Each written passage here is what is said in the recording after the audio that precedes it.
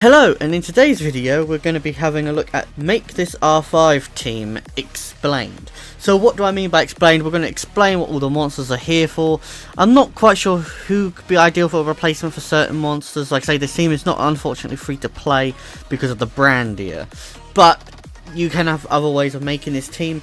But before we get into that, I will say now, Shay Shizo, Sean B have done a variation on this team with the Dark Borer, which is mostly, you know, pay to win, and we kind of don't have access to that. I know Brandy is also pay to win, but I feel like more people have heard than the Dark Gal. Anyway, check out their videos, as they'll probably do a bit better job than me. For some reason, if you haven't heard of them, then do check them out. I'll try to leave the videos in the description if I can find them or remember to.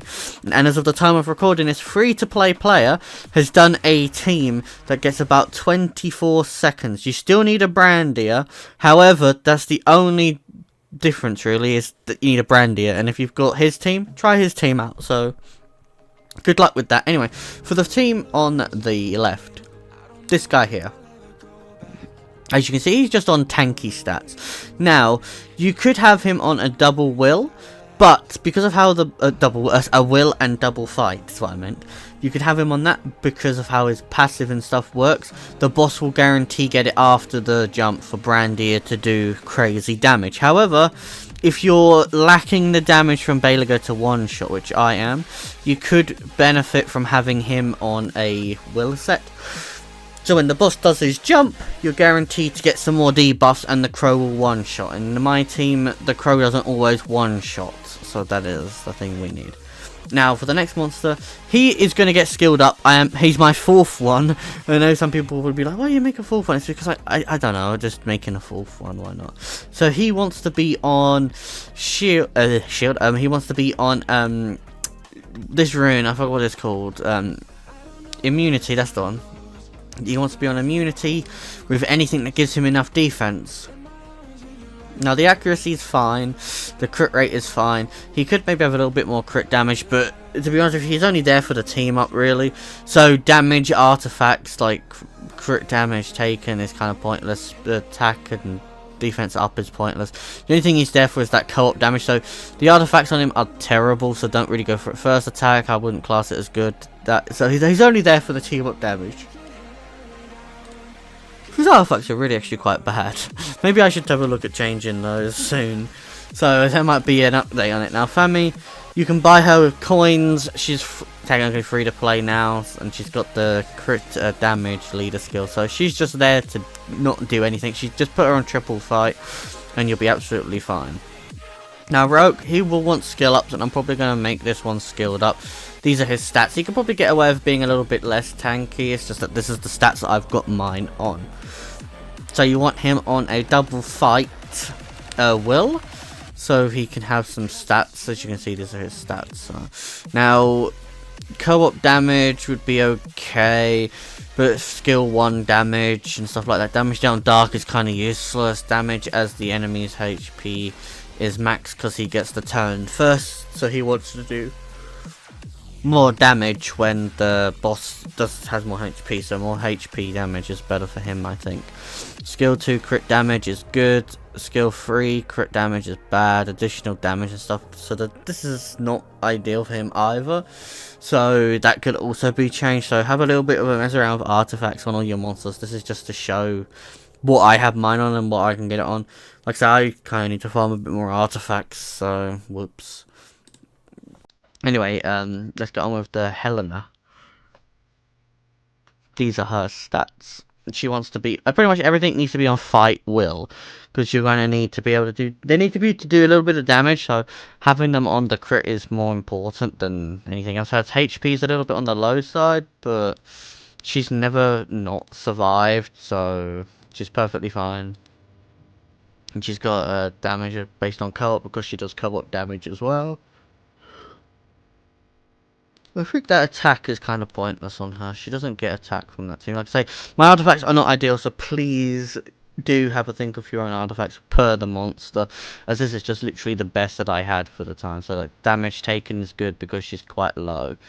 and the crit rate is fine. The crit damage is fine. She does a bit of damage, which is what she needs to do, just a little bit, just to do the defense break. Now I've got her on a shield set. She might be better on a fight double. If I could get on a double fight will set, I would. But I kind of can't pull that off to get the same stats. No, she's mainly there just to do her branding skill. So when she gets a turn, then she'll probably heal and stuff like that. So when the enemy HP is less, she wants as well. First attack kind of useless. Skill 1. So like I say, these runes and artifacts, well, on her in particular, is not optimized, but the team does work. So now for this guy, he is the same thing as the blue guy from the previous team. He can go on triple fight, or you can go on a double fight will set if your crow needs a little bit of help to do the damage. So he's just there to be tanky and survive. It doesn't really matter what he's on at all. He does not need to be skilled up, as his passive will automatically activate anyway. Now this guy, he is the trouble, really. Down to the fact that you don't want any stats on him at all. And I'm just sometimes pushing it to where he sometimes survives. So a lot of people would tend to have like this rune here missing or this rune here missing. But personally for me, I kind of wanted him to do the extra little bit of damage. It's just there to help. So if you can pull what I do with this off, then do it. As he's only there to do one thing, so his crit rate is way too high, but I couldn't give him less crit rate for less HP. I just didn't have that option. Plus he's not max skilled either, but with his AI he only needs this skill max, so if you are lucky enough to get this skill max then you'll be perfectly fine. But with my team, he does enough damage without being maxed, and if that works for you then you don't need to max him either, but his crit is way too high. Now, as you can see, his damage is just going to be doing additional damage just to less HP. That one's not great, but as his attack, when he's attacking, the attack bar does get lower, so you do a little bit more damage per hit anyway, so it's okay. It's not the best, but like I say, skill 3 crit damage and stuff like that probably be better. Now, this one here it's an okay. Skill 1 recovery is pretty bad. First attack is not really needed off anyway, but it does help do a bit of damage, so anything that you can have is just so you can get an idea of what you're kind of really looking for. This guy, he can either be on triple fight or double fight and a will set. He's just there to survive, to get his passive to put on the boss, and that's it. So if your crow's still not doing enough damage, put a double fight will set on him, but you might not need it. Now, here's the crow. My crow is not skilled up. You do not need a skilled up crow for this. Look at his HP is quite high. But he wants to be on a double fight set with a will, and he's going to want to have skill 3 crit damage or anything. So, like I say, his artifacts are pretty bad as well, but he's only there to clean up. He's not really supposed to take a turn unless the team goes wrong, and that's where my team is different. My team is designed where it goes wrong. I can't get my Belager to one-shot the boss, so that's why I need him like that. Now, skill 1 being max is very important. The other skills don't really matter too much. As you can see, I've got her on a fight set with this set that replaces one set, so it's on a double fight with Will. Now, her artifacts are also not the best. The additional damage by co-op I don't think is needed, as there's not really supposed to be a team up on that team. Her accuracy with this artifact to skill 1 is 22. I think what's the max? Is it 25 accuracy? So I think it's 25 accuracy. I could be wrong, but you know, a little bit more doesn't hurt. So yeah, there should be no team up, so her team up is kind of pointless. This is the Prelia. As you can see, these are our speeds. Bear in mind, I should have probably said, that the speed is around about what they need to be. You can get a little bit higher, a little bit slower, but bear in mind your other monsters just need to be the correct tick. So, one speed difference won't make the end of the world. Or 5 speed maybe, as long as the other monsters do have a chance, but you might have to play around with that. But she is on a double tender will set. Damage. because she should take, I think she defense breaks after the boss jumps, if I remember correctly. I can't remember, I have to see, it's been a while since I've seen it out, but that's her runes. Now for the team on the right is Thea Mars. Now, to be honest with you, you can get away with having Thea Mars on triple fight, but you'll want him to be on 0 speed. He has to be 0 speed, otherwise he can take the turn where he's not wanted. And you're going to have to make a monster in the front row, or the back like Colleen, be tanky enough, otherwise she's not going to be guaranteed her AI. So you can put him on a skill, on a triple fight, but I couldn't do that, as I was taking off runes to have the good crit, because he's only on max crit, just in case something goes wrong and a little bit of fluff damage needs to be done. That's all he's there for. Now this girl here, she just wants to be on double fight will. She just wants to be last on the team to move because of her passive. That is it.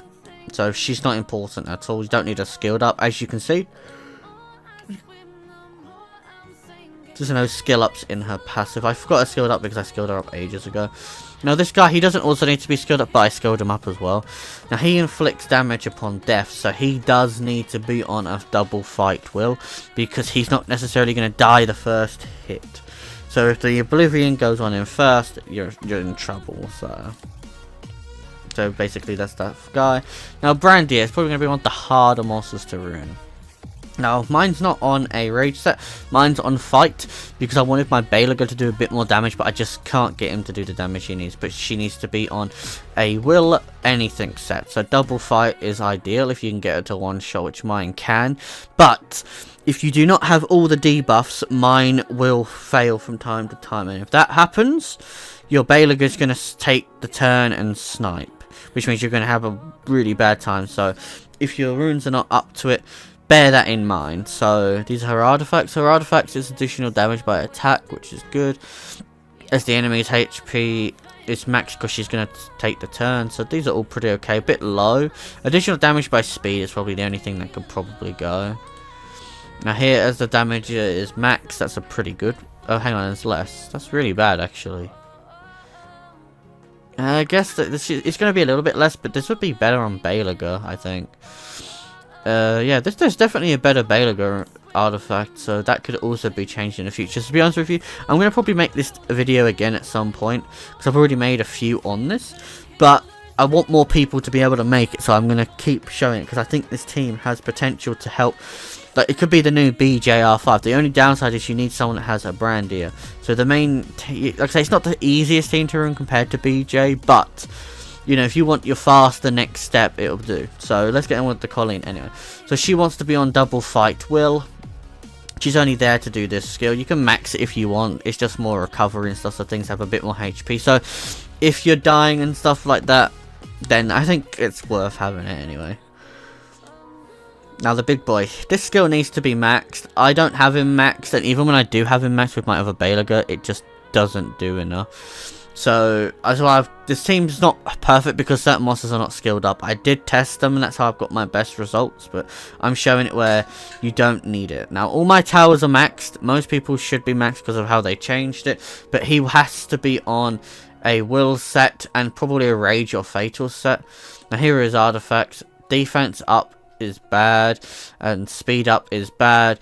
A crit damage as enemy's HP is less, that is good. Attack proportionate to lost max HP. I think that's on you.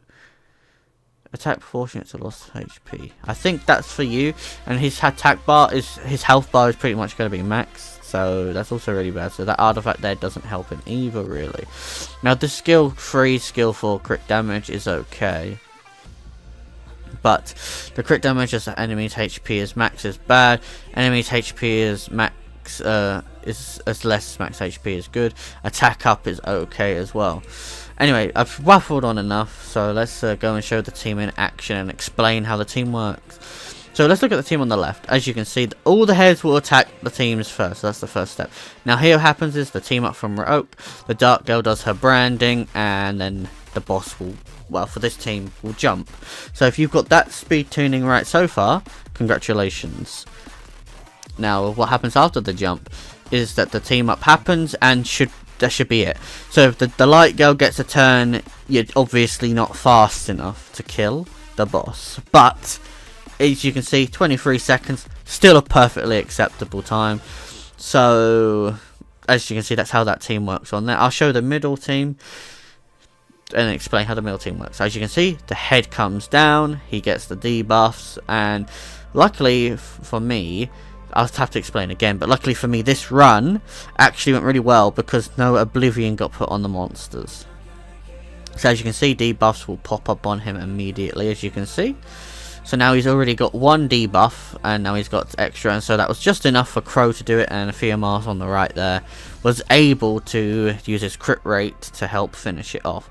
So that's why it's good for him, in my opinion, to have him on crit rate.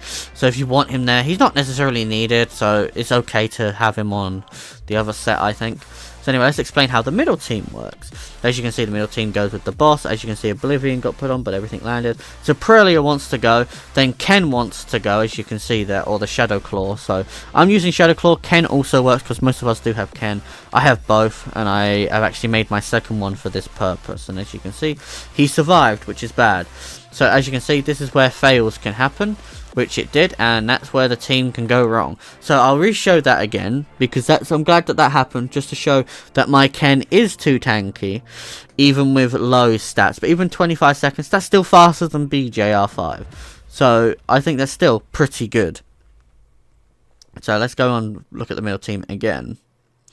As you can see, the heads will do its things. The Prelia goes. Ken goes. And let's hope Ken gets finished off, because Ken is a bit of a... That's why people don't bother having it on more runes, because this tends to happen. As you can see, he's down this time. Now the fire girl went, and then Crow went, and as you can see, Crow was there to clean up. So with this team, it's not as fast as it could be. It can go down to 21 seconds if you can get a better Belager. And I think if I put skill ups in, well, use my skilled up monsters and had better artifacts, I think I could do... Oh, a defense one, nice. Anyway, let's get on with the team on the right. So as you can see, the head will do its thing. He goes and gets killed. Colleen heals. Brandier does skill 3 because of perfect AI. And the boss jumps. Now, I do about 2288 and between 3 something. So between those numbers are perfectly fine. As you can see, now the blast has happened. Now it should have been over in that blast, but it wasn't. And also, Colleen sometimes doesn't get took out and sometimes does. I'm not quite sure which personally is better, if she does or doesn't. So that's down to personal preference. Do have a keep an eye on that, because I know sometimes she does not survive and sometimes she does. So as you can see, the heads go, Colleen heals, Brandier goes. She did 253, so that was a big lack in damage, but I was still able to finish the boss. So as you can see, as long as you can do about that kind of damage, you'll be perfectly okay. Colleen is still alive, and here comes the big boy blast, and there was absolutely nothing done, and Crow just barely finished it off. So this is when it's a slightly slower run. So if my Belager could finish there, I can get 21 seconds. But considering it's really not the easiest, you can do it, but I'm kind of lazy to re-rune stuff just to have it, because I've got other runes and stuff. Like I say, I wanted to do this team personally without messing up anything else, so I handicapped myself a little bit, but it still works. So like I say, the only things that can happen is if Ken survives, or there isn't enough debuffs on the boss, or just, you know, fails can happen. But luckily for me, it doesn't look like it's going to happen. Almost did the boss in, and then Crow comes in and finishes it off, because luckily I had enough debuffs on the boss to do what it needed to do. So how many runs have we done? We've done 7. It's really quick, these runs. So explain the team how it works, and now you've got the idea of the turn order. Now you should know what order you're looking for per the monster. So let's just show the team on the left a little bit. As like I say, that all depends on what people are interested in. And then there's a ton of debuffs. Branding goes on. Ken does his thing in the team with the Brandier going, and now he's jumped. Like I say, you're pretty much just setting it up, which is why these teams are quite important. Hence why you can't make one team and all be the same, as this team is more designed for solo R5. But I would love to see someone do this and use it with a double Crow in normal raids, just to see if Crow can perform as well as Brandier, as I think her damage is a little bit more than Crow's, but I could be wrong. I think her animation might be a little bit faster as well. But I could be wrong with that as well. But, like I say, this team is very good. And why would you... Like, let's talk about why you'd actually want to make this team. And, like, free-to-play player also has said, you do it because of free raids. Free raids, you want to get as many runs in within the hour. Which is what I've been trying to do. Hence why I've been making Solo R5. Because I always thought Solo R5 was rubbish. Because... you know, it was slower and, you know, BJ was better and faster, so I tend to stick with people that I knew would do it. Or you can make another account and just, you know, play it as a 2-man or 3-man or 3 accounts maybe, which would be faster than 30 seconds. However, with me being able to make my old previous team, which is a bit more free to play, if I remember, I'll put that down below as well, which I think Sean Beetle say, there you go, that was a fail. There was not enough damage from the Brandier, so that's what happened. I'll show you the team, I'll show you the exact things. I was able to finally get it in a video clip and actually explain it. So as you can see here, Mars went and my Belaga failed, but now he's got his stacks and he shouldn't get took out at all. Anyway, and the other teams are going to help him a bit. So as long as there's a defense break, which there is, and some big boy damage, and the team is still starting to struggle a little bit, but there's more than enough ways to sort him out. So as you can see, that is what happens when the team can fail, when you don't have that one buff. So that's why you, like I say, that's a terrible run. I haven't seen a run like that in a very long time. I don't know when I must have not seen a run like that in about 3-4 weeks. Because I don't really tend to do this unless it's in you know, free raid, and since there's not been free raids, I don't tend to farm it. But as you can see, that is something you want to work out for. So if you wanted to try and hit for a bit safer, you want your Brandier to do more damage, but then you do have to have her on a rage set or a fatal set.